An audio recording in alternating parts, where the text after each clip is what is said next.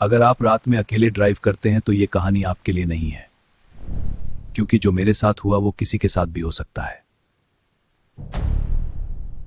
कुछ कहानियां ऐसी होती हैं जिन पर यकीन करना मुश्किल होता है, लेकिन ये कहानी मेरे साथ सच में हुई है।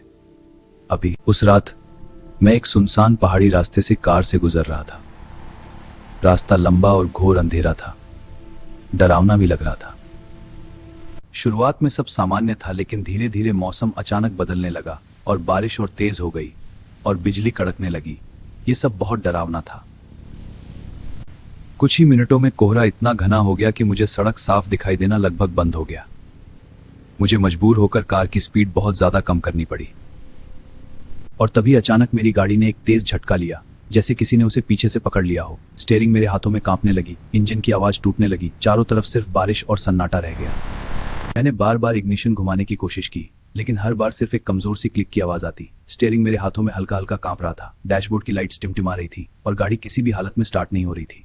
हालात बिगड़ते देख मैं बुरी तरह घबरा गया था और मुझे समझ ही नहीं आ रहा था कि ये सब क्या हो रहा है। बाहर तेज बारिश और घना कोहरा सब कुछ ढक चुका था। मैंने ध्यान से सुनने की कोशिश की और अब वो आवाज पहले से ज्यादा साफ हो गई थी, जैसे कोई मेरी गाड़ी के बिल्कुल पास धीरे धीरे चल रहा हो। हर कदम के साथ मेरा डर और बढ़ता जा रहा था।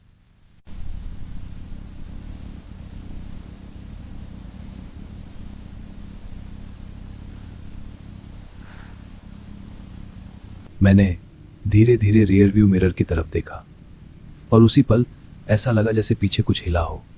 फिर भी कुछ अजीब जरूर था। मैंने तुरंत अपनी नजर मिरर से हटाई और तभी मेरी नजर साइड वाली खिड़की पर पड़ी, जहां धीरे धीरे एक गीला सा हाथ उभरने लगा, जैसे कोई बाहर खड़ा होकर अंदर आने की कोशिश कर रहा हो।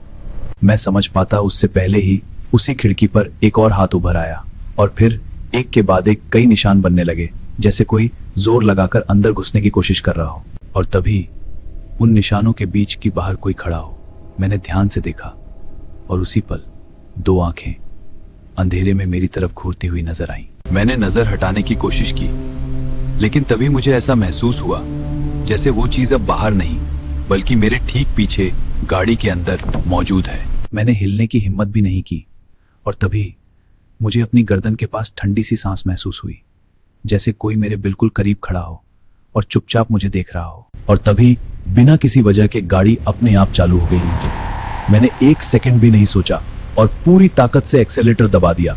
बस वहां से निकलना था। मैं तेजी से गाड़ी भगा रहा था, दिल अभी भी जोर से धड़क रहा था। मैंने सोचा अब मैं बच गया, लेकिन तभी मैंने रियर व्यू मिरर में देखा और इस बार वो चीज गाड़ी के अंदर ही थी। मैंने हिम्मत करके एक बार फिर मिरर में देखा और इस बार वो साफ दिखाई दे रहा था। उसका चेहरा बिल्कुल मेरे पीछे और उसकी आंखें सीधे मुझे घूर रही थी।